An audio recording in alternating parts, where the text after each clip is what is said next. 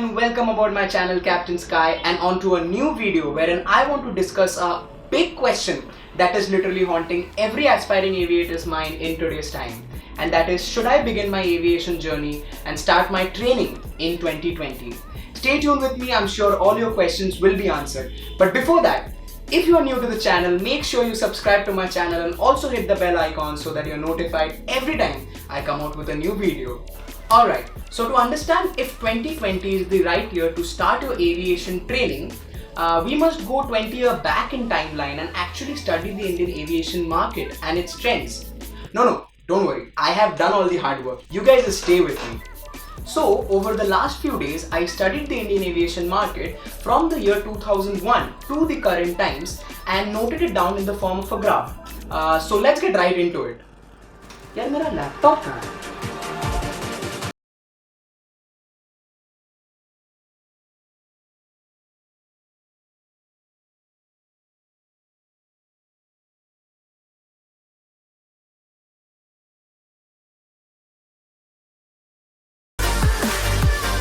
Alright, so this is the graph that I have made with the help of MS Excel and a little bit of Photoshop. The x-axis of this graph represents years from the year 2001 to the year 2020. The y-axis represents Indian aviation market growth. The zero of this graph is taken as the year 2001 because during this time, all aviation markets around the world was facing a recession because of the 9/11 attacks. The year 2002 also saw an epidemic by the name SARS that began in China. From the year 2001 to the year 2007, there was a promising growth in the Indian aviation market. In the year 2004, Air Deccan was born and there was a 25% growth in domestic air travel. From the year 2004 to the year 2007, most of the major airlines that we know of today in India were born. In the year 2005, SpiceJet, GoAir and Kingfisher came into operations. In the following year, Indigo came into operations and there was a 45% growth in traffic. But in the year 2007, there was again a steep decrease in growth in the market because 6 airlines of India merged into 3. Sahara was bought by Jet Airways and Indian Airlines was bought by Air India. This was also the time when the world was seeing a huge global economic crisis like the one we are facing right now. From the year 2008 to the year 2011, the market was kind of recovering in a good rate. But again in the year 2012, there was a huge downfall in the market because of Kingfisher shutting operations, which led to a lot of unemployment and a crisis in the market. But again, after 2012, the market was gradually showing a recovery, and in the year 2014, AirAsia came into operations, and this was also the time when fuel prices dropped. So obviously the market was growing at a faster rate. There was a 11% growth in demand and 6% growth in passenger capacity. From the year 2014 to the year 2016, there was not much of growth, but in the year 2015, Vistara came into operations, and this was the same year when SpiceJet ordered 5 aircrafts and Indigo also ordered 11 aircrafts. As we know, when airlines order aircrafts, it obviously creates a demand for pilots, which is good for trainees. From the year 2016 to the year 2018, according to me, were the best years for Indian aviation market because this was the time when the government of India announced the Udan scheme. Under this scheme, it was made sure that everybody could now travel. So obviously, air tickets were made more affordable, and a lot of airports were also built, which led to a growth in passenger load factors, which obviously led to an immense growth in the market. इस time पे जिन लोगों ने CPL किया है ना, most of them are placed with good airlines in India. But as luck would have it, post 2018, again there was a downfall in the market because Jet Airways, that was at that time one of the biggest airlines, were reporting a lot of losses. And finally in the year 2019, Jet shut down on the 17th of April. Now, to finalize this graph up till now, as we see that every downfall in the Indian aviation market, be it in the year 2001 or 2007 or 2012, every downfall is succeeded by not only recovery, but also a growth that is enough to surpass the losses that the market face. Post 2019, the market was obviously not showing a immense growth, but most of the pilots who lost their jobs were absorbed in the market, and the market was gradually recovering itself. But at the end of 2019, we were hit by the COVID-19 pandemic, and that's also the reason why from 2020 I have represented it with dots, because we can't really guess where the market is heading and how the market will recover itself post this pandemic. But obviously, the way the market has functioned up till now and the way there's an increase in demand after every downfall, we can always hope that the good times are about to come, and that is the ray of light that we must keep in mind and be patient as of now. Talking about the effect of COVID-19 on the Indian pilot training scenario, obviously most flying clubs stopped operating since the nationwide lockdown was announced on the 24th of March 2020. 3 months down the line, DGC allowed flying clubs for the resumption of flying training on the 20th of May 2020.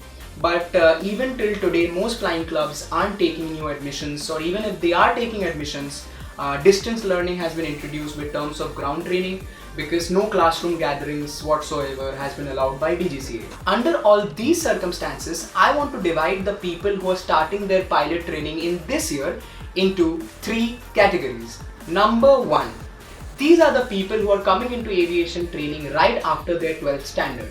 To be honest, for them to complete their training right from day one, and that is from their ground classes, completing all their CPL papers, going to their flight training, doing all the 200 hours of flying, submitting their papers, getting their license, this whole process post COVID-19 will take approximately 2 to 2.5 years in India. So to be honest, by the time they complete their training and actually are in the market to apply for a job, the aviation market will be in a better scenario. So if you are done with your 12th standard and want to start your journey today, I don't think it's a bad option. Go ahead with it, because by the time you complete, I'm sure things will be in a better place. Number 2, these are the kinds of people who have either completed their training or are at the end stages of their flying training. Well, I completely resonate with you, because I'm also in that phase in life. If you're into training and you feel that due to the COVID situation, your training is getting delayed, well, trust me, it's a blessing in disguise. You know, it's always better to delay your training for some time than to sit at home with your licenses, especially when the market is so uncertain. And for people who have just gotten their licenses, well, opportunities for you, at least from the airline point of view, are a long way to come. But does that mean you give up? Not at all. As per my opinion, you all must utilize this time to get yourself ready to prepare, so that you go all guns blazing once the airline market is open again. Number 3, these are the kinds of people who are already doctors, engineers, or are into a profession and want to leave their profession to follow their dream of becoming a pilot. I have a lot of friends like that, and I really respect them, because you know, at the end of the day, they want to follow their dreams.